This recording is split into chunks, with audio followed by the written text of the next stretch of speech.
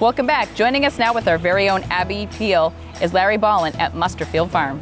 Welcome back to Yankee Chronicle. I'm your host this week, Abby Peel, coming to you from the beautiful Musterfield Farm here in Sutton, New Hampshire. And I'm now joined by Larry Ballin, who's the administrative manager here at Musterfield. Hi, Larry. Thanks for having us. Hey, Abby. Thanks for coming up. This is a pretty picture-perfect day to be here at Musterfield. Great colors with the foliage and everything. So thanks for being our host location. So, Larry, someone that's never been to Musterfield or heard of this, can you tell us a little bit about Musterfield's history? Musterfield Farm has a long history in the town of Sutton that I won't go into in detail, but the most recent history was the Bristol family that owned it from the 40s up until they turned it into a museum in the early 1990s. And it is now a working farm museum that is supported by the Robert S. Bristol Trust. We have a historic homestead. We've got a number of very historic buildings that are open to the public, and we encourage people to come up and see our museum. It's on Harvey Road in North Sutton, New Hampshire.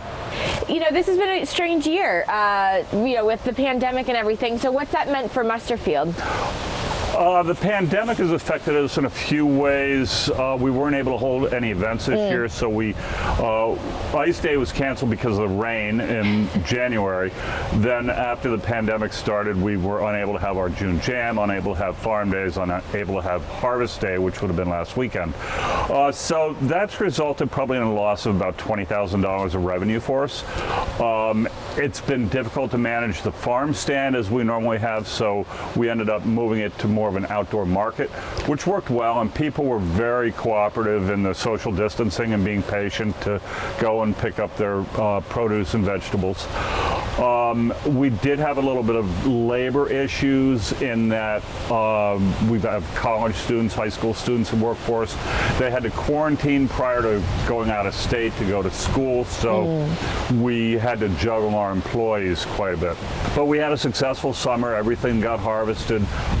It was a great year for growing crops. Our customers were, as I said, very cooperative. So all in all, we feel fortunate that we were able to be in this beautiful place and continue what we do best. Definitely. So I think one of the things that I found with Musterfield this summer is because people didn't have so much going on in such a busy summer, people use this as kind of an escape. So did you find people were coming and kind of just enjoying it more than popping in, getting something from the farm standing and heading out? We noticed a lot of people lingering. Yeah. A lot of people going for walks along the road and out in the fields. Spending a little bit more time enjoying the property here, sure, as opposed to just grabbing something and running away. Yeah. So it's been nice. Unfortunately, we didn't give any tours of the homestead this year. We haven't really encouraged people to be in and out of our buildings as much, but they'll be here next year. And how do you rely on trying to make up that lost revenue that you had? Can people donate to Musterfield? What do you ask from the public to help out? We are not aggressive in our fundraising. We have a robust membership of probably 300 families, and they can donate anywhere from $10 to whatever they like. Sure. But we're not hustling that all the time. When people come to the farm stand, they don't feel like we're asking them for more money than what they need to pay. Sure. So we welcome donations. We do have,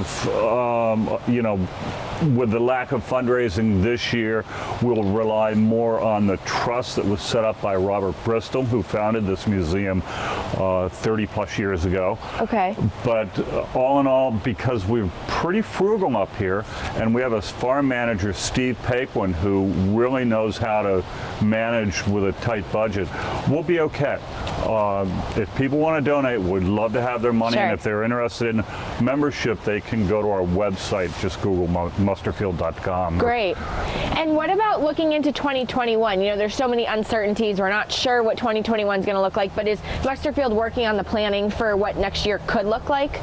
We generally don't change our plans very much. Yeah. We'll be in the woods this winter, cutting another 60 cords of wood. Yep. We hopefully have a nice deep snowpack on Keezer Lake this year, so we'll have a good ice day in Sure. January. We'll fill up our ice house again in hopes that we have events that we can use it at this summer or next summer.